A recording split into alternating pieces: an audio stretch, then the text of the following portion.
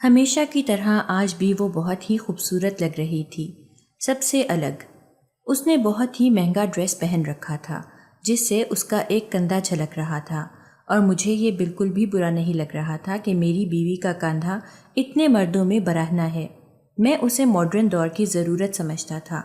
میری بیوی ہزار لوگوں میں بھی بالکل الگ اور نمایاں لگتی تھی۔ میں نے اس کا ہاتھ تھام رکھا تھا اور بہت ہی غرور سے اسے ساتھ لیے آگے بڑھتا ہی جا رہا تھا۔ یہ امیروں کی پارٹی تھی اور یہاں پر شراب وغیرہ عام تھی۔ لڑکیاں کھلے ڈلے لباس پہن کر آتیں۔ میری بیوی نے بھی بہت ہی مہنگا اور ماڈرن لباس زیب تن کر رکھا تھا۔ پارٹی میں بڑے بڑے بزنس مین آئے ہوئے تھے اور ہر کوئی آ کر میری بیوی سے ملتا اور اس کا ہاتھ بھی چومتا۔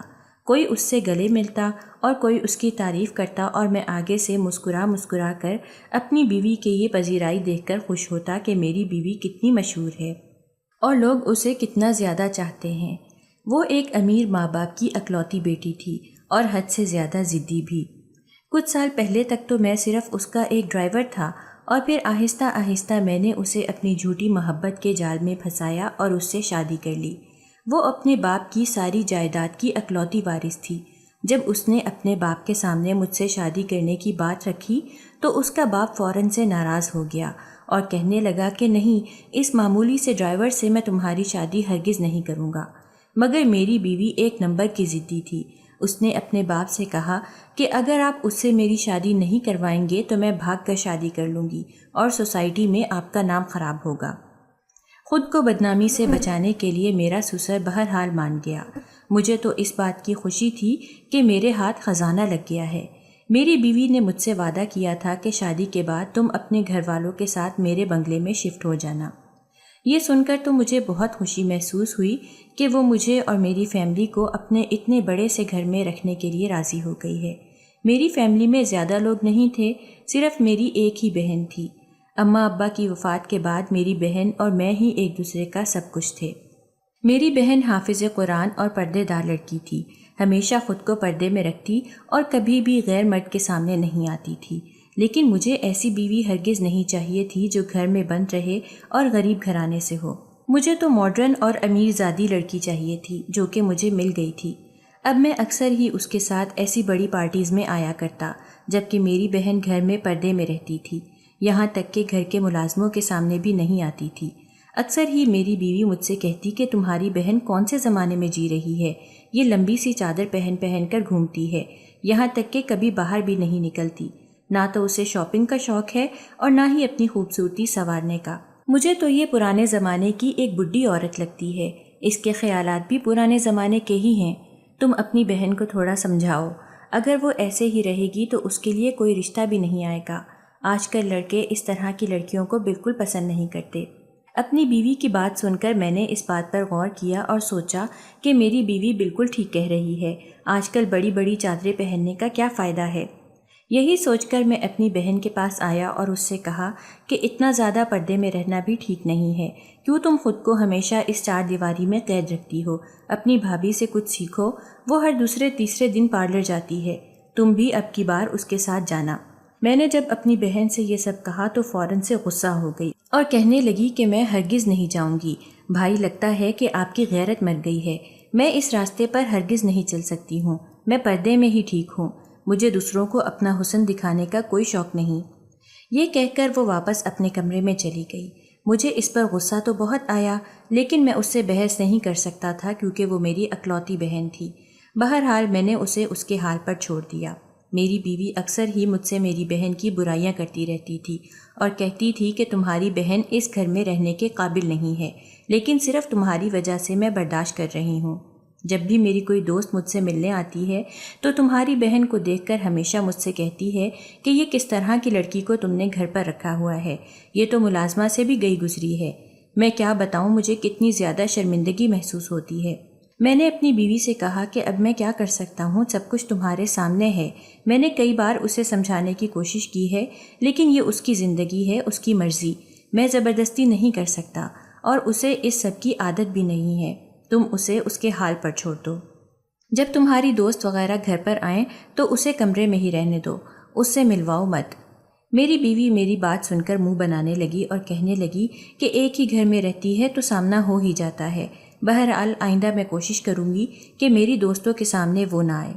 اچھا، میں تو بتانا ہی بھول گئی، کل میں نے گھر میں ایک پارٹی رکھی ہے، میرے کچھ یونیورسٹی کے دوست بھی آئیں گے، ان میں لڑکے لڑکیاں دونوں ہوں گے۔ بس تم اپنی بہن سے کہنا کہ وہ اندر ہی رہے، لمبی سی چادر پہن کر پارٹی میں مت آ جائے۔ میں نے اس سے کہا کہ پریشان مت ہو، ویسے بھی وہ ایسی کسی بھی پارٹی میں شمولیت اختیار نہیں کرے گی، اپنے کمرے میں ہی رہے گی، تو تمہیں پریشان ہونے کی کوئی ضرورت نہیں ہے۔ اگلے ہی دن ہمارے گھر میں ایک شاندار پارٹی کا انعقاد کیا گیا۔ میری بیوی بہت ہی خوبصورتی سے تیار ہوئی، وہ حد سے زیادہ حسین لگ رہی تھی۔ میں نے بھی تیاری مکمل کر لی۔ میری بہن کمرے میں ہی بند تھی، ہمیشہ کی طرح کمرے میں بیٹھ کر ذکر وغیرہ کر رہی تھی، اور ہمارے گھر میں باہر پارٹی ہو رہی تھی۔ گانے بجانے کی محفل بھی سجی ہوئی تھی۔ میری بیوی کے دوست اس سے ہنس ہنس کر باتیں کر رہے تھے، اور مجھے اس سب سے کوئی فرق نہیں پڑ رہا تھا۔ میں اپنی بیوی کو کبھی کسی چیز پر نہیں ٹوکتا تھا، کیونکہ میں نے صرف اور صرف اس کے پیسوں کے لالچ میں اس سے شادی کی تھی، اور میں جانتا تھا کہ اس بگڑی ہوئی امیر زادی کو اگر میں نے کسی بھی چیز کے لیے روکا یا ٹوکا تو الٹا مجھے لینے کے دینے پڑ جائیں گے۔ وہ ایک سیکنڈ میں ہی مجھے لات مار کر اس گھر سے باہر نکال دے گی، اور میں اپنی بہن کے ساتھ سڑک پر آ جاؤں گا۔ اس لیے میں بہت ہی احتیاط سے کام لیتا اور اپنی نام نہاد غیرت کو سلائے رکھتا۔ پہلے ہم ایک چھوٹے سے محلے میں رہتے تھے۔ اماں ابا کی وفات سے پہلے تو ہماری زندگی بالکل ہی الگ تھی۔ ہم دونوں بہن بھائی اسکول جاتے اور واپس آ کر گلی میں کھیلتے رہتے تھے۔ جب میری بہن نے 5ویں پاس کر لی تو اماں نے اسے قرآن پاک حفظ کروانے کے لیے مدرسے میں لگوا دیا۔ میں اسکول پڑھتا رہا۔ جب میں میٹرک میں تھا تو اچانک سے ہی ایک حادثے میں اماں اور ابا دونوں کا انتقال ہو گیا۔ ہم دونوں خوب روئے۔ اب میں ہی اس گھر کا سربراہ تھا اور اپنی بہن کا محافظ۔ میں نے اپنی ذمہ داری قبول کرتے ہوئے ادھر ادھر کام کاج کرنا شروع کر دیا، پڑھائی بھی چھوڑ دی۔ کام کاج کرتے ہوئے مجھے اس بات کا احساس ہوا کہ پیسہ انسان کے لیے کتنا ضروری ہے۔ اماں ابا کی وفات کے فوراً بعد رشتہ داروں نے ہم سے منہ موڑ لیا۔ ان میں سے کوئی بھی نہیں چاہتا تھا کہ ہماری ذمہ داری اٹھائے، اور میں بھی کسی کا احسان نہیں لینا چاہتا تھا۔ اس لیے بنا کسی سے مدد کی درخواست کیے خود ہی اپنے پاؤں پر کھڑا ہونا چاہا۔ میری بہن پیچھے گھر کا خیال رکھتی اور پورا دن میرے لیے فکر مند رہتی، اکثر ہی مصلے پر بیٹھ کر دعائیں مانگتی رہتی، لیکن میں اپنی بہن سے کہتا کہ دعائیں مانگنے سے کچھ نہیں ہونے والا، مجھے کہیں اچھا کام مل جائے تو گھر کے حالات بدل جائیں گے۔ گھر کا کرایہ بھی دینا ہوتا تھا اور بل اور دوسرے خرچے بھی ہوتے تھے۔ میری اتنی کمائی نہیں تھی کہ میں یہ تمام خرچے اٹھا سکتا، لیکن ہم کسی نہ کسی طرح اس تنگی میں گزارا کر ہی رہے تھے، مگر میں اس سے خوش نہیں تھا۔ لیکن میری بہن ہر حال میں خوش رہنے والوں میں سے تھی۔ وہ اللہ کا شکر ادا کرتی اور ہمیشہ خوش رہتی۔ دوسری طرف میں ہمیشہ ناشکری بھرے کلمات کہتا رہتا اور کہتا کہ دیکھو ہماری زندگی کتنی بری ہے، ہمارے پاس تو ڈھنگ کا کپڑا بھی نہیں ہے، لوگ کتنے مہنگے مہنگے کپڑے پہنتے ہیں، کبھی تم باہر نکل کر دیکھو تو صحیح، ہر وقت لوگ شاپنگ کرتے رہتے ہیں۔ میری بہن کہتی کہ اس طرح کی باتیں مت کریں، اللہ کا شکر ہے کہ ہمارے پاس رہنے کے لیے چھت ہے، وہ لوگ بھی تو ہیں جو سڑک پر سوتے ہیں، آپ یہ کیوں نہیں دیکھتے؟ مگر اس کی باتیں میرے سر کے اوپر سے گزر جاتی تھیں، اور میں غصے میں اس سے کہتا تھا کہ مجھے لیکچر مت دو، زیادہ مولوی بننے کی ضرورت نہیں ہے۔ میرا غصہ دیکھ کر وہ خاموش ہو جاتی اور آگے سے کچھ بھی نہ کہتی۔ میں اپنے اندر کے غصے کو دبا کر نہیں رکھ سکتا تھا، اس لیے کسی نہ کسی بہانے نکالتا رہتا۔ مجھے لگتا کہ امیر ہونا بہت ضروری ہے اور پیسہ کمانے کے لیے کوئی بھی غلط کام کرنا برا نہیں۔ وقت گزرتا گیا اور میں نے ڈرائیونگ کرنا سیکھ لی۔ پھر ایک دن مجھے ایک بڑے گھر میں ڈرائیونگ کا کام مل گیا۔ وہاں ایک اکیلی لڑکی رہتی تھی اور اس کا باپ۔ اس لڑکی کی ماں نہیں تھی۔ بعد میں مجھے پتہ چلا کہ اس کی ماں اس کے باپ کو چھوڑ کر کسی اور امیر زادے کے ساتھ بھاگ گئی تھی۔ یہ سن کر مجھے بڑی ہنسی آئی۔ بہرحال میں نے اس لڑکی کو روزانہ یونیورسٹی چھوڑنا اور واپس لانا شروع کر دیا۔ اس دوران میں نے اس لڑکی سے 1-2 بار فری ہونے کی کوشش کی۔ میں چاہتا تھا کہ کسی بھی طرح سے میری اس سے اچھی دوستی ہو جائے تاکہ وہ اکثر ہی مجھے پیسے وغیرہ دیتی رہے۔ اس وقت تو میں نے صرف اتنا ہی سوچا تھا، لیکن اس لڑکی کو بھی مجھ میں دلچسپی پیدا ہونے لگی اور یوں ہمارے بیچ ایک انکہا سا تعلق بننا شروع ہو گیا۔ ہم دونوں اکثر ہی باہر وقت گزارتے، کبھی وہ مجھے ساتھ لیے شاپنگ پر بھی آ جاتی۔ اپنے لیے مہنگی شاپنگ کرتے کرتے وہ 1-2 چیزیں میرے لیے بھی خرید لیتی اور میں فوراً سے ان چیزوں کو گھر لے آتا اور بار بار پہن کر دیکھتا۔ جب میری بہن اتنی مہنگی چیزیں دیکھتی تو کہتی آپ کو یہ تمام چیزیں کہاں سے ملی ہیں؟ میں نے ایک دن اسے بتا ہی دیا کہ میں جس لڑکی کے لیے ڈرائیونگ کا کام کرتا ہوں اسی نے مجھے یہ لے کر دی ہے۔ میری بہن کہنے لگی بھائی احتیاط سے کام کریں، یہ نہ ہو کہ آپ کو کوئی پریشانی اٹھانی پڑ جائے، ان امیر زادیوں کا کچھ پتہ نہیں ہوتا، وہ آپ کا فائدہ نہ اٹھا لے اور بعد میں ہر چیز کا الزام آپ پر نہ ڈال دے، وہ وقت گزاری کے لیے کچھ بھی کر سکتی ہیں۔ اپنی بہن کی یہ باتیں سن کر میں ہنس پڑا اور میں نے کہا کہ کیا تمہیں لگتا ہے کہ میں اس کے ساتھ کوئی دل لگی کر رہا ہوں؟ مجھے ہرگز بھی اس میں کوئی دلچسپی نہیں ہے، بس مجھے اس کا پیسہ پسند ہے۔ اگر وہ مجھ سے شادی کے لیے کہے گی تو میں فوراً سے ہاں کر دوں گا، کیونکہ اس کے پاس بہت دولت ہے۔ میں تو چاہتا ہوں کہ وہ میرے پھینکے ہوئے جال میں پھنس جائے۔ یہ سن کر میری بہن فوراً سے پریشان ہو گئی اور دوبارہ سے وہی سب باتیں کرنے لگی کہ آپ یہ سب مت کرنا، اس میں بہت خطرہ ہے اور یہ بہت ہی غلط بات ہے۔ میں نے غصے سے اس سے کہا کہ کیا تم ہر وقت غلط کی رٹ لگائے رکھتی ہو؟ تمہیں کیا پتہ باہر رہ کر کمانا کتنا مشکل ہے؟ میں پورا دن کام کرتا ہوں، اس کے بعد جا کر چند ہزار روپے ملتے ہیں، حالانکہ مہنگائی حد سے زیادہ بڑھتی ہی جا رہی ہے۔ لوگوں کو دیکھو کتنی مہنگی مہنگی چیزیں خریدتے ہیں اور دکھاوا کرتے ہیں۔ آج کل تو جس کے پاس مہنگی چیز ہوتی ہے اسی کی عزت ہوتی ہے۔ کیا تمہیں یہ سب سمجھ میں نہیں آتا؟ تم کیا چاہتی ہو کہ تمہارا بھائی لوگوں کے سامنے جھکتا رہے اور لوگ اسے بے عزت کرتے رہیں؟ ہرگز نہیں، میں ہمیشہ اپنا سر اونچا رکھنا چاہتا ہوں اور یہ صرف اور صرف پیسے سے ہی ممکن ہے۔ پیسہ جہاں سے مرضی میرے پاس آئے مجھے کوئی فرق نہیں پڑتا، میں اس لڑکی کا استعمال ضرور کروں گا۔ آئندہ مجھے لیکچر دینے کی ضرورت نہیں، ورنہ بھول جانا کہ تمہارا کوئی بھائی بھی ہے۔ یہ سن کر وہ کہنے لگی بھائی آپ مجھ سے ناراض کیوں ہو رہے ہیں؟ میں تو آپ کے بھلے کی ہی بات کر رہی تھی۔ میں نے اس سے کہا کہ مجھے میرا بھلا مت بتاؤ، بس خاموش رہو۔ جیسے میں تمہارے معاملات میں دخل اندازی نہیں کرتا، تم بھی میرے معاملات میں مت کرو۔ یہ کہہ کر میں غصے میں دروازہ زور سے بند کرتا گھر سے باہر نکل آیا۔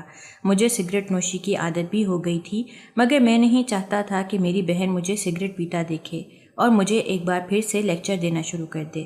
مجھے اس کے یہ لیکچر بالکل بھی پسند نہیں تھے، بلکہ اس کی باتوں سے تو مجھے سخت اکتاہٹ محسوس ہوتی تھی، اس لیے اکثر اوقات ہی ہمارے بیچ جھگڑا ہو جاتا تھا۔ میرے خیالات مختلف تھے اور میں آزاد خیال بنتا جا رہا تھا، اور میں نہیں چاہتا تھا کہ وہ مجھے بار بار روکے اور ٹوکے، اس لیے میں نے آئندہ اسے کچھ بھی بتانا چھوڑ دیا۔ آہستہ آہستہ اس لڑکی سے میری دوستی بڑھتی گئی، یہاں تک کہ وہ مجھ پہ حد سے زیادہ بھروسہ کرنے لگی۔ ایک دن اس نے مجھ سے کہا میں تمہیں بہت پسند کرتی ہوں، مگر میرے پاپا چاہتے ہیں کہ وہ میری شادی کسی بڑے بزنس مین کے بیٹے سے کریں، لیکن مجھے اس سب میں کوئی دلچسپی نہیں ہے، میں کسی بڑے بزنس مین کی بیوی نہیں بننا چاہتی۔ اس کی باتیں سن کر مجھے بڑی خوشی محسوس ہوئی۔ بہرحال اس نے اپنے پاپا کو کسی نہ کسی طرح سے اس رشتے کے لیے منا ہی لیا، حالانکہ پہلے وہ اس رشتے کے لیے بالکل بھی نہیں مان رہے تھے، مگر اپنی بیٹی کے زور دینے پر آخرکار مان ہی گئے، کیونکہ وہ ان کی اکلوتی بیٹی تھی۔ شادی کی ساری تیاریاں اس لڑکی نے اپنی نگرانی میں کروائی تھیں، تمام پیسہ بھی اس نے لگایا تھا۔ میری بیوی نے شادی پر بہت ہی ماڈرن لباس زیب تن کیا، میری بہن کے لیے بھی اس نے ایسے ہی کپڑے خریدے تھے، لیکن میری بہن چادر لپیٹ کر شادی میں شرکت کے لیے آئی تھی، جسے دیکھ کر میری بیوی کا منہ بن گیا۔ اس نے مجھ سے کہا کہ تمہاری بہن نے میرے دیے ہوئے کپڑے کیوں نہیں پہنے، سب کے سامنے میری بدنامی ہو کر رہ جائے گی کہ میری نند اس طرح کی ہے۔ میں نے اپنی بیوی سے کہا کہ تم اس پر دھیان مت دو، وہ ایسے ہی رہتی ہے۔ شادی بہت ہی دھوم دھام سے کی گئی تھی، ہم لوگوں نے ایک لمبا ہنی مون منایا، اس کے بعد ہم اپنی زندگی میں مگن ہو گئے۔ میں نے اپنے سسر کا آفس جوائن کر لیا اور روزانہ وہاں جانا شروع کر دیا۔ میرا سسر اس بات سے اچھے سے واقف تھا کہ میں حد سے زیادہ لالچی ہوں، اس لیے وہ مجھے پسند نہیں کرتا تھا، مگر مجھے اس بات سے کوئی فرق نہیں پڑتا تھا کیونکہ اس کی بیٹی مجھے پسند کرتی تھی، اور میں بھی آہستہ آہستہ اس لڑکی کے لیے پاگل ہوتا جا رہا تھا۔ شادی کے بعد میں اپنی بہن کو لے کر اسی کے گھر میں آ گیا۔ میری بہن اکثر ہی ملازموں کے ساتھ گھر کے کام کاج کرواتی، تو میری بیوی کو یہ بات بالکل پسند نہیں آتی۔ وہ کہتی کہ تمہاری بہن کو راج کرنا آتا ہی نہیں ہے، کیا وہ یہاں ملازمہ بننے آئی ہے؟ دوسروں کے سامنے میری عزت کو مٹی میں ملا دیتی ہے، تم اسے سمجھاؤ کہ ویسا کچھ نہ کرے۔ بیوی کے کہنے پر میں نے اپنی بہن سے کہا کہ آئندہ کوئی کام مت کرنا۔ اس دن کے بعد سے وہ اپنے کمرے تک محدود ہو کر رہ گئی، وہ نہ مجھ سے کسی خواہش کا اظہار کرتی اور نہ ہی کوئی اور بات کرتی تھی۔ میرے پاس بھی اپنی بہن کے لیے وقت نہیں ہوتا تھا۔ آفس سے آنے کے بعد جو بھی وقت ہوتا وہ میں اپنی بیوی کے ساتھ گزارتا یا پھر ہم دونوں کہیں باہر پارٹی کے لیے چلے جاتے۔ ہماری زندگی ایسے ہی مزے میں گزر رہی تھی۔ ایک دن میری بیوی نے مجھ سے کہا کہ کیا تم اپنی بہن کی شادی نہیں کرنا چاہتے؟ میں نے کہا فی الحال تو میں اس بارے میں کچھ نہیں سوچ رہا، بعد میں دیکھوں گا۔ یہ کہہ کر میں نے بات کو ٹال دیا، کیونکہ واقعی میں اس وقت میں صرف اپنی زندگی کو انجوائے کرنا چاہتا تھا۔ ایک دن میں آفس سے تھکا ہارا گھر واپس آیا۔ اس دن آفس میں بہت سی میٹنگز اٹینڈ کی تھی اور پھر کافی دیر تک کام میں مگن رہا تھا۔ فی الحال تو میں کام کو بس سیکھ ہی رہا تھا، ابھی تک ٹھیک سے کام کی سمجھ نہیں آئی تھی، اس لیے مجھے کافی زیادہ تھکن ہو رہی تھی۔ میرا دل کر رہا تھا کہ گھر جاتے ہی فوراً سے سو جاؤں اور ایک لمبی نیند لوں، لیکن میری بیوی نے مجھ سے کہا تھا کہ آج وہ باہر ڈنر کرنے کے لیے جائے گی، اس لیے میں خود کو جگائے رکھنے کی کوشش کر رہا تھا۔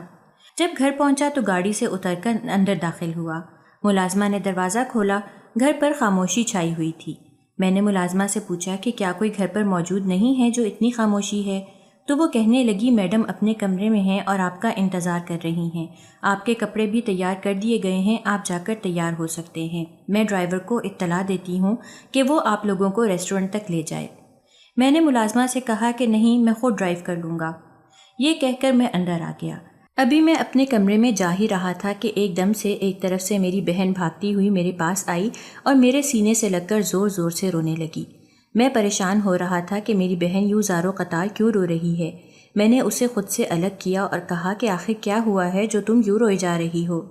ویسے تو تم اپنے کمرے سے باہر نہیں آتی ہو۔ وہ مجھ سے کسی بھی چیز کی شکایت نہیں کرتی تھی، اس لیے اب جب وہ یوں رو رہی تھی تو مجھے تھوڑی سی پریشانی ہوئی۔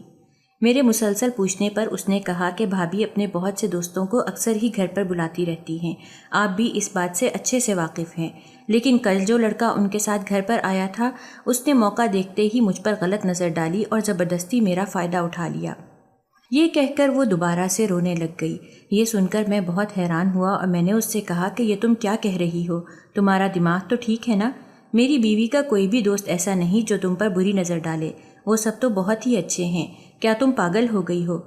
مگر وہ مسلسل روئی جا رہی تھی اور کہہ رہی تھی بھائی آپ کو نہیں پتا، اس نے بہت ہی غلط نظر سے مجھے دیکھا ہے اور پھر میرے ساتھ زبردستی کی، میری عزت خراب کر دی، آپ میری بات پر یقین کیوں نہیں کر رہے؟ اسی وقت میری بیوی بھی وہیں پر آ گئی اور کہنے لگی یہ تم کس طرح کی کہانی گھڑ رہی ہو؟ اگر تمہیں میرے دوست پسند نہیں ہیں تو مجھ سے کہہ دو، میں انہیں گھر پر نہیں بلاؤں گی، ویسے بھی یہ میرا گھر ہے، میری مرضی جسے مرضی لاؤں، لیکن اس طرح سے میرے دوستوں پر الزام لگانے کا کیا مقصد ہے؟ تم تو اپنے کمرے میں رہتی ہو، تمہیں کیسے دیکھ سکتا ہے؟ اور تمہارے پاس کب آیا؟ سارا وقت تو میرے ساتھ ہی بیٹھا ہوا تھا۔ لیکن وہ مسلسل ایک ہی بات کہے جا رہی تھی کہ اس نے میری عزت خراب کر دی ہے۔ مجھے لگا کہ میری بہن کا دماغ خراب ہو گیا ہے یا پھر وہ الٹا سیدھا سوچنے لگ گئی ہے، اس لیے میں نے اسے ڈانٹا اور کہا کہ سوچ سمجھ کر بات کرو، آئندہ تم اس طرح کی کوئی بات نہیں کرو گی ورنہ میں تمہیں کسی رشتہ دار کے پاس چھوڑ کر آ جاؤں گا۔ مجھے غصے میں دیکھ کر وہ روتے ہوئے اپنے کمرے میں چلی گئی اور وہاں جا کر دروازہ بند کر لیا۔ میری بیوی کہنے لگی چھوڑو، اتنا دھیان مت دو، ہو سکتا ہے کہ اس نے کوئی برا خواب دیکھا ہو یا اسے میرے دوست پسند نہ آئے ہوں، اس لیے وہ ایسی بات کہہ رہی ہو۔ میں نے اپنی بیوی سے کہا ہاں میں جانتا ہوں تم تو کبھی کچھ غلط کر ہی نہیں سکتی، تم پر شک کرنے کا میں سوچ بھی نہیں سکتا ہوں، پریشان مت ہو، تم اپنے دوستوں کو بلا سکتی ہو۔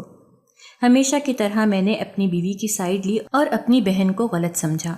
اگلے دن دوبارہ سے میری بہن میرے پاس آئی اور کہنے لگی آپ میری بات کا یقین کیوں نہیں کر رہے ہیں؟ میں آپ کی سگی بہن ہوں، کم سے کم آپ اس معاملے میں تو اپنی غیرت کو ختم مت کریں، میں اس لڑکے کو اچھے سے پہچانتی ہوں۔ میری بہن کی بات سن کر میں نے اسے زور سے تھپڑ مارا اور کہا کہ آج کے بعد میرے سامنے اس طرح سے زبان مت چلانا۔ جب میں نے کہہ دیا کہ میری بیوی کا کوئی دوست ایسا نہیں جو تم پر بری نظر رکھے تو تمہیں سمجھ کیوں نہیں آتا؟ ویسے بھی تم ہمیشہ اتنی لمبی چادر میں رہتی ہو تو تمہارے اوپر کون توجہ دے گا؟ چلو نکلو یہاں سے، ہمیشہ الٹی سیدھی باتیں ہی کرتی رہتی ہو، تم تو شروع سے ہی میری بیوی کو پسند نہیں کرتی، ہمیشہ تم نے یہی کوشش کی کہ میں اس سے الگ ہو جاؤں، جب تم اپنی اس کوشش میں کامیاب نہ ہو سکی تو اب اس طرح کا بہتان لگا رہی ہو۔ آئندہ میں تمہارے منہ سے ایسی کوئی بات نہ سنوں ورنہ سچ میں تمہیں یہاں سے باہر نکال دوں گا۔ یہ کہہ کر میں اپنے آفس چلا گیا۔ پورا وقت میں بے چین ہی رہا، حد سے زیادہ غصہ آ رہا تھا، بات بات پر لوگوں کو ڈانٹ رہا تھا، سب میرا ایسا مزاج دیکھ کر ڈرے ہوئے تھے۔ بار بار میرے دماغ میں اپنی بہن کی باتیں گونجتیں، لیکن پھر میری بیوی کی محبت مجھے اندھا کر دیتی اور میں سوچتا کہ ایسا ہرگز نہیں ہو سکتا ہے، میری بہن ہی جھوٹ بول رہی ہوگی، میری بیوی مجھ سے جھوٹ کیوں بولے گی؟ وہ تو ہمیشہ میرا ساتھ دیتی ہے۔ یہی سب کہہ کر میں نے خود کو تسلی دی۔ میں نے اپنے ضمیر کو اتنا مار دیا تھا کہ وہ مجھے کچوکے تک نہیں لگاتا تھا۔ کچھ دن بعد ایک بار پھر سے میری بیوی نے گھر میں پارٹی رکھی اور مجھ سے کہا کہ اب کی بار تم اپنی بہن کو بھی اس پارٹی میں لے کر آؤ تاکہ وہ یہاں لوگوں سے گھلنا ملنا شروع کر دے۔ مجھے تو لگتا ہے کہ اکیلے کمرے میں رہ رہ کر وہ پاگل ہوتی جا رہی ہے۔ اس سے پہلے کہ وہ مکمل پاگل ہو جائے ہم اسے اس سوسائٹی میں متعارف کرواتے ہیں تاکہ کوئی اسے پسند کرے اور اس کی شادی کر دی جائے۔ مجھے اپنی بیوی کی بات سن کر بہت خوشی ہوئی کہ اس سب واقعے کے بعد بھی وہ میری بہن کی اتنی زیادہ پرواہ کر رہی تھی۔ میں نے اس کا شکریہ ادا کیا اور کہا کہ تم کتنی اچھی ہو، میری بہن کے بارے میں کتنا سوچتی ہو، حالانکہ وہ تمہیں سخت ناپسند کرتی ہے اور میں جانتا ہوں شروع سے ہی اس نے تمہیں قبول نہیں کیا بلکہ الٹا تمہیں ہمیشہ پریشان ہی کیے رکھا اور شرمندہ کرتی رہی۔ میری بیوی کہنے لگی کوئی بات نہیں، وہ میرے لیے میری چھوٹی بہن کے جیسے ہی ہے۔ میں تو چاہتی ہوں کہ اس کا اچھا مستقبل بن جائے، اس لیے اس کو تھوڑا ماڈرن نظر آنا چاہیے۔ بہرحال تم اسے پارٹی میں کسی نہ کسی طرح سے لے کر آ جاؤ، یہ بہت ضروری ہے، اور میں اسے کچھ کپڑے بھی دوں گی پہننے کے لیے۔ اسے منا لو گے کہ وہ یہ کپڑے پہن لے تاکہ سب کے سامنے اس کا حسن ظاہر ہو جائے۔ میں جانتا تھا کہ یہ ایک بہت ہی مشکل مرحلہ ہے۔ میری بہن ایسی پارٹی میں آنے کے لیے کبھی بھی نہیں مانے گی، اس لیے اس کے پاس آیا اور غصے سے بات کی اور کہا کہ اگر تم نے آج میری بات نہ مانی تو میں تمہیں رات کے وقت ہی گھر سے نکال دوں گا، پھر تم جس مرضی رشتہ دار کے پاس جا کر رہو، میں تمہارے پیچھے نہیں آؤں گا۔ تمہیں آج کی پارٹی میں ضرور حصہ لینا پڑے گا اور کوئی راستہ نہیں بچا تمہارے پاس۔ میری بہن میری منت کرنے لگی کہ نہیں، میں پارٹی میں نہیں آ سکتی ہوں، لوگوں کے سامنے یوں کیسے آؤں، مگر میں نے اس سے غصے سے بات کی جس سے وہ ڈر گئی۔ میری بیوی نے اسے ایک ماڈرن لباس دیا اور کہا کہ یہ پہن کر آ جانا۔ ہم دونوں خوش تھے کہ وہ آج پارٹی میں حصہ لے گی۔ یہی سوچ کر ہم اپنی تیاریاں کرنے لگے۔ جب پارٹی شروع ہوئی اور مہمان آنے لگ گئے تو میں بار بار دیکھ رہا تھا کہ میری بیوی کی بے چین نگاہیں اندر کے دروازے کی طرف ہیں۔ وہ ضرور انتظار کر رہی تھی کہ میری بہن کب باہر آئے گی اور وہ کب اسے لوگوں سے ملوائے گی۔ میں اپنی بیوی کے پاس آیا اور کہا کہ تم پریشان مت ہو، وہ تھوڑی دیر میں آ جائے گی، مجھے یقین ہے وہ اندر نہیں رکے گی۔ لیکن کافی دیر گزر گئی اور میری بہن باہر نہیں آئی، یعنی وہ میری بات نہیں ماننے والی تھی۔ یہ سوچ کر ہی مجھے شدید ترین غصہ آ گیا اور میں بنا کسی کی پرواہ کیے سیدھا گھر کے اندرونی حصے کی طرف چلا آیا۔ میرا رخ میری بہن کے کمرے کی طرف تھا۔ میں نے زوردار آواز کے ساتھ کمرے کا دروازہ کھولا اور دھاڑنے لگا کہ کہاں پر ہو تم؟ تمہیں شرم نہیں آتی؟ کتنی دیر سے تمہارا انتظار کر رہے ہیں اور تم سے کہا تھا کہ پارٹی میں شرکت کے لیے آ جانا، لیکن تم نہ جانے کہاں پر مصروف ہو، کسی کی بات نہیں سنتی ہو۔ میں تمہارا بڑا بھائی ہوں، تمہیں شرم نہیں آتی میری بات سے انکار کرتے ہوئے؟ ابھی میں چلا ہی رہا تھا اور نگاہیں دوڑائے کمرے کا جائزہ ہی لے رہا تھا، لیکن مجھے شدید ترین حیرت ہوئی کہ میری بہن کمرے میں موجود نہیں تھی۔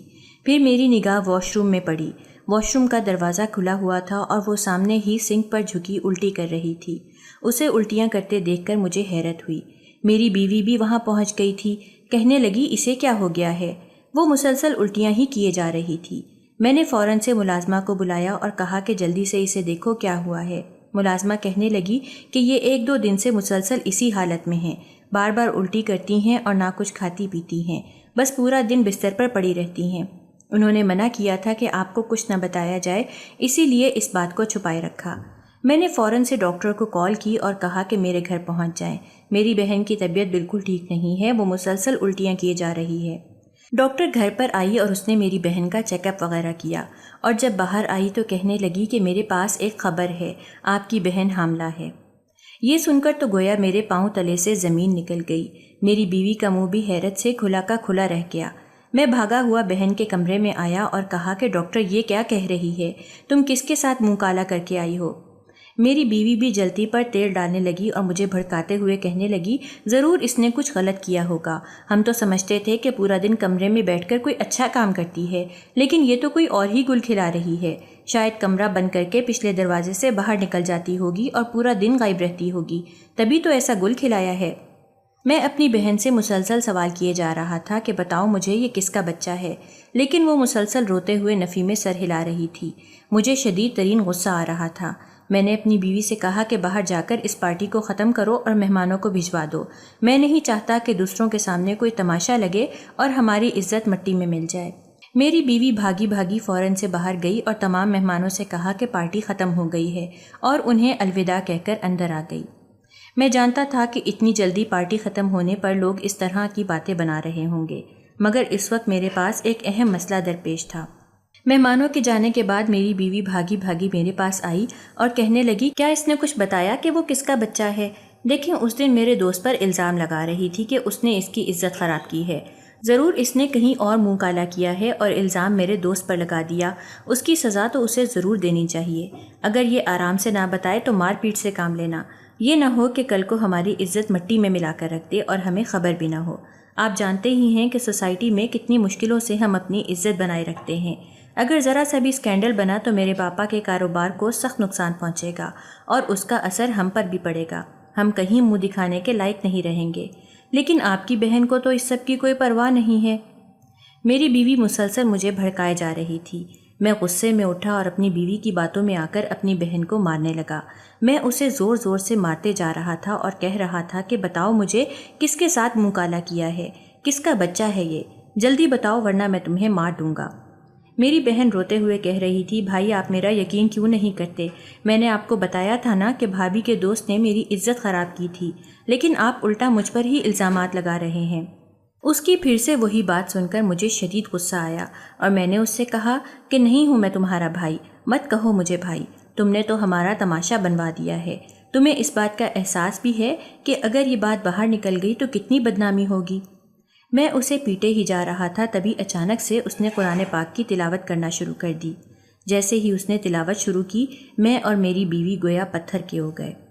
اسی وقت باہر کا دروازہ کھلا اور کوئی بھاگتا ہوا اندر آیا اور کمرے میں آتے ہی زمین پر گر کر رونے لگ گیا۔ میری بیوی نے جیسے ہی اس لڑکے پر نگاہیں دوڑائیں، فوراً سے گھبرا کر کھڑی ہو گئی۔ میں حیران ہوا کہ یہ کون ہے۔ تبھی اس لڑکے نے میری بہن کی طرف اشارہ کر کے کہا کہ آپ کی بہن بالکل سچ کہہ رہی ہے، میں نے ہی اس کی عزت خراب کی تھی۔ میں اس بات کو لے کر بہت زیادہ پشیمان ہوں، پچھتا رہا ہوں۔ بہت بڑی غلطی کر دی میں نے، اس نیک سیرت لڑکی کی عزت کو خراب کر کے رکھ دیا۔ وہ وہاں موجود میری بہن کی بے گناہی کی گواہی دے رہا تھا۔ ایسے معجزے پر تو میں حیران رہ گیا۔ میں نے فوراً سے اپنی بیوی کی طرف دیکھا تو وہ گھبراتے ہوئے کہنے لگی، یہ کون ہے؟ میں نہیں جانتی، شاید یہ اس کا کوئی عاشق ہوگا اور اب جان بوجھ کر یہ اس کو بچانے کی کوشش کر رہا ہوگا۔ لیکن مجھے معاملہ الجھا ہوا لگ رہا تھا۔ میں نے اس لڑکے سے کہا کہ تم کون ہو؟ تو اس نے بتایا کہ میں تو تمہاری بیوی کا دوست ہوں۔ کچھ وقت پہلے میں تمہارے گھر پر آیا تھا اور تمہاری بیوی نے مجھے اسی مقصد کے ساتھ بلایا تھا۔ وہ چاہتی تھی کہ میں تمہاری نیک سیرت بہن کو بدنام کروں اور اس کا غلط فائدہ اٹھاؤں اور اس کے ساتھ غلط کاری کروں، زبردستی کروں۔ اس کے بدلے اس نے مجھ سے وعدہ کیا تھا کہ وہ ایک ڈائریکٹر سے مجھے ایک رول دلوا کر دے گی۔ دراصل مجھے اداکاری کا حد سے زیادہ شوق تھا، لیکن مجھے کہیں بھی کوئی کام نہیں مل رہا تھا۔ تمہاری بیوی کے اچھے تعلقات ہیں، اس لیے میں نے اس سے مدد مانگی تو بدلے میں اس نے یہ شرط رکھی۔ اس وقت مجھے یہ کام برا نہیں لگا اور میں نے حامی بھر لی، لیکن جب سے اس پاکیزہ اور نیک سیرت لڑکی کی عزت خراب کی ہے، تب سے ایک لمحے کو بھی مجھے چین اور سکون میسر نہیں آ رہا۔ رات کو نیند میں ڈر کر اٹھ جاتا ہوں، عجیب عجیب سی آوازیں سنائی دیتی ہیں، بار بار ایک ہی منظر میرے سامنے آ رہا ہوتا ہے، تمہاری بہن کی چیخیں، وہ فریادیں جو اس وقت وہ مجھ سے کر رہی تھی۔ میں اس سب کو بھول نہیں پا رہا۔ میں نیم پاگل ہو گیا ہوں، نفسیاتی بن چکا ہوں، اتنی زیادہ اذیت میں ہوں کہ بتا نہیں سکتا، برباد ہو کر رہ گیا ہوں۔ اس لیے میں نے سوچا کہ میں آ کر معافی مانگوں، لیکن یہاں آ کر تو کوئی اور ہی منظر دیکھنے کو مل رہا ہے۔ مجھے پتہ چلا ہے کہ یہ حاملہ ہو گئی ہے اور تم لوگ اس پر الزام لگا کر اسے مار پیٹ رہے ہو۔ تم کیسے انسان ہو؟ اپنی ہی بہن پر تم نے بھروسہ نہیں کیا۔ اگر تم اجازت دو تو میں اس سے شادی کرنا چاہتا ہوں۔ میں اسے کسی بھی طرح سے بدنام ہوتے نہیں دیکھ سکتا۔ شاید اس کے بعد میری یہ ذہنی اذیت تھوڑی کم ہو جائے۔ میں روز اللہ سے معافی مانگتا ہوں، مجھے امید ہے ایک دن وہ ضرور مجھے معاف کر دے گا۔ میں حد سے زیادہ شرمندہ ہوں۔ یہ کہہ کر وہ دوبارہ سے رونے لگا۔ میں اس کایا پلٹ پر حیران تھا۔ میں نے اپنی بیوی کی طرف دیکھا اور کہا کہ تم کیسی عورت ہو؟ تم نے ہمیشہ مجھے میری بہن کے خلاف بھڑکایا، خود بھی تم غلط راہ پر چلتی رہی اور مجھے بھی چلایا۔ میں تو تھا ہی لالچی، لیکن میری بہن کا کیا قصور تھا؟ آخر تم نے میری بہن کے ساتھ ایسا کیوں کیا؟ تو میری بیوی بولی، ہاں میں نے ایسا کیا ہے کیونکہ مجھے تمہاری یہ نیک سیرت بہن بالکل پسند نہیں تھی۔ ہمیشہ لمبی سی چادر میں رہتی تھی، مجھے نفرت تھی اس کی چادر سے۔ مجھے یوں لگتا تھا کہ جیسے یہ بہت ہی زیادہ پرہیزگار ہے اور میں ایک بہت ہی بری لڑکی ہوں۔ اس لیے میرے اندر یہ احساس پلتا رہا اور یہ حد سے زیادہ حسین تھی۔ میں اتنا میک اپ کرتی لیکن تب بھی حسین نہیں لگتی تھی، اور یہ بنا میک اپ کیے اتنی زیادہ خوبصورت لگتی۔ اس لیے میں نے سوچا کیوں نہ اسے برباد کر دوں اور اسے اپنے راستے سے ہٹا دوں۔ یہ میرے راستے کا کانٹا تھی، لیکن تمہاری نگاہوں میں اچھا بننے کے لیے میں ہمیشہ اس سے اچھائی کا ناٹک کرتی۔ میرا بس چلتا تو میں دھکے دے کر اسے یہاں سے نکال دوں، لیکن اب تک صرف اور صرف تمہاری وجہ سے رکھا ہوا تھا۔ اور پھر اس نے اپنے دوست کی طرف دیکھا اور کہا کہ تمہارے اس پچھتاوے کی وجہ سے میرا سارا پلان خراب ہو گیا۔ اچھا خاصا میرا شوہر اسے گھر سے دھکے دے کر نکالنے والا تھا، کیا تمہیں ابھی ہی پچھتاوا ہونا تھا؟ اس کا دوست اس کی طرف دیکھ کر کہنے لگا، تم کبھی نہیں سدھر سکتی، کاش تم سدھر جاؤ۔ یہ کتنی اچھی لڑکی ہے، تمہیں اس کا اندازہ بھی نہیں ہے۔ تم اس قابل نہیں ہو کہ کوئی تم سے محبت کرے۔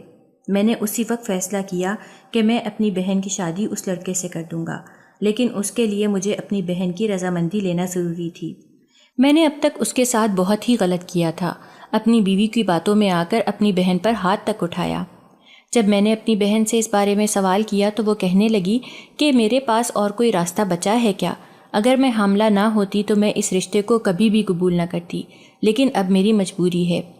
میں نے اسی وقت مولوی کو بلوایا اور گواہوں کی موجودگی میں اپنی بہن کا نکاح اس لڑکے سے کروا دیا اور اسے رخصت کر دیا۔